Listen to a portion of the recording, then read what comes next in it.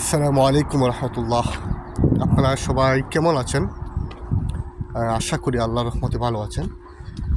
পবিত্র মাহে রমাদান চলছে।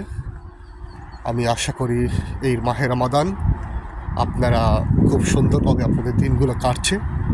আপনারা আল্লাহর শুকরগুজারি করছেন, আল্লাহর সান্নিধ্যে যাওয়ার চেষ্টা করছেন, আল্লাহর নৈকট্য লাভের চেষ্টা আপনারা চালিয়ে যাচ্ছেন এবং rest of the Ramadan you will try to reach the satisfaction of your God.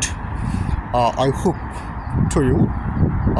So এখন আমাদের যে জিনিসটা করা দরকার সেটা হচ্ছে আমাদের ইবাদতের মাত্রাটা আরও বেশি পরিমাণে বাড়িয়ে দেওয়া, যাতে করে আমরা আল্লাহর নৈকট্য লাভের উপযোগী হই, আমরা আল্লাহর সন্তুষ্টি অর্জন করতে পারি।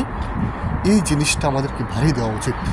আমাদের ইবাদতের মাত্রা, আমাদের আল্লাহর কাছাকাছি হওয়ার মাত্রাটাকে আরও বেশি পরিমাণে বাড়িয়ে দেওয়া দরকার। কারণ এই মাসে কেবলমাত্র একমাত্র মাস, যে মাসে আমরা আল্লাহর সান্নিধ্যে যাওয়ার একটা মোক্ষম সুযোগ। এই মাস চলে গেলে আমরা আর চাইলেও এই যে ইবাদত, আল্লাহর নৈকট্য অর্জন, কম ইবাদত করে অত্যাধিক ইবাদতের সৌভাগ্য লাভ করা আমাদের পক্ষে সম্ভব হবে না। সুতরাং এই সময় হচ্ছে একমাত্র সময়, যে সময়কে আমরা কাজে লাগাতে পারলে ইনশাআল্লাহ আমরা আল্লাহর নৈকট্য অর্জন করতে পারবো।